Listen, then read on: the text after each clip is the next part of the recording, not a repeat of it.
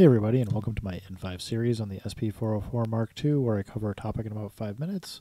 This is session 12.7, and just an intro to the SP404. So, a few things. First, we've kind of had that trend where from the 202 to the 303, the 303 was more powerful, and then getting into the 404, it is certainly more powerful than the 303 and the 202.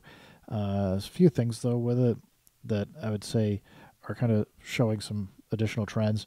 We've only got a lo-fi button, and this is enabled when you're recording, so it's either lo-fi or it's just a standard sample. So on the 202, you had lo-fi 1, lo-fi 2, standard, and hi-fi, so you had 4 different fidelity that you could choose on the 202 to record samples.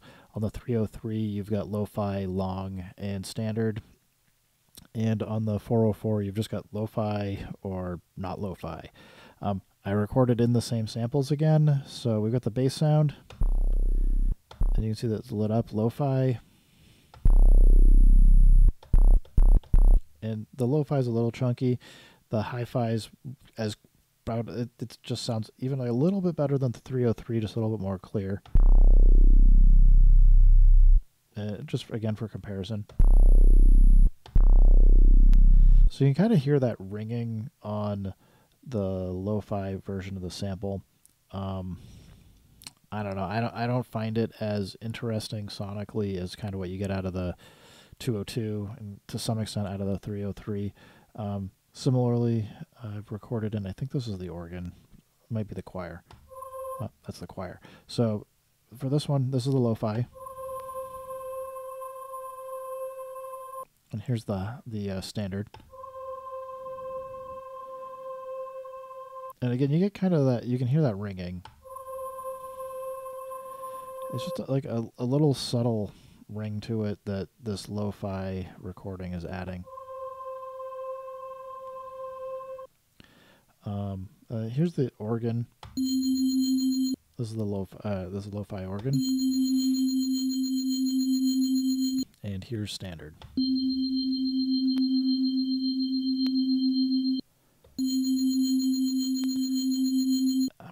I don't know. The lo-fi on the 404 just doesn't do it for me as much. I mean, it can work sometimes. Here's the drums, the lo-fi drum. You can see we're clipping. I'll have to turn that down a little. I mean, there, I kind of feel like it almost works. See, like a little bit of ringing on the high end, but you still got a pretty solid low end. And here's the standard.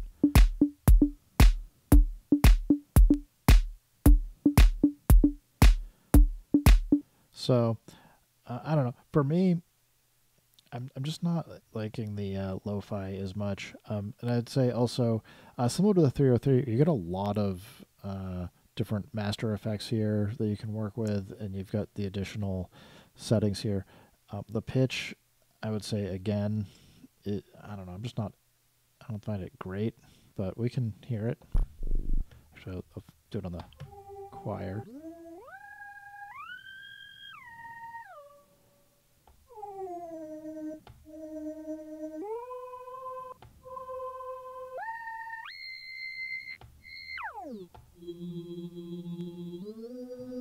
I mean, for sound design, again, it's not too bad, but it's just not really my thing.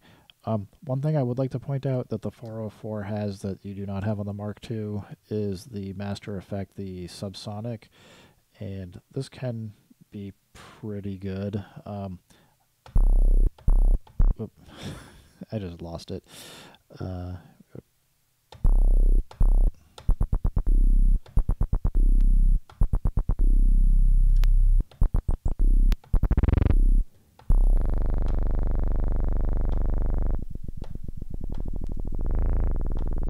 You can get in here and you can kind of do some fun stuff. It can be fun on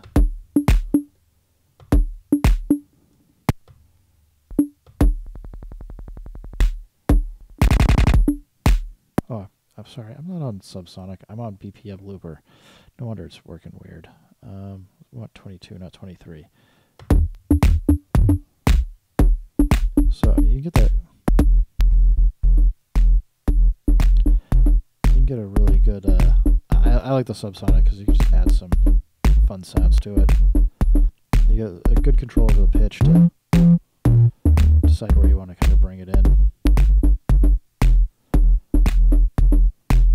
So, subsonic is certainly something that I'm hoping that gets brought over into the Mark II.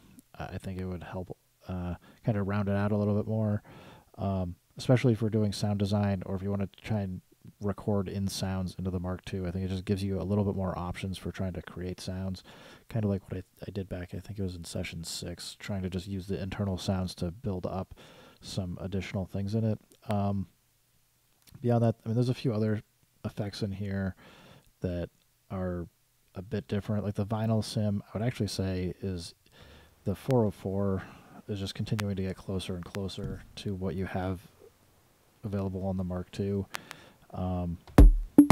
So you get the compressor going. You make it pretty loud.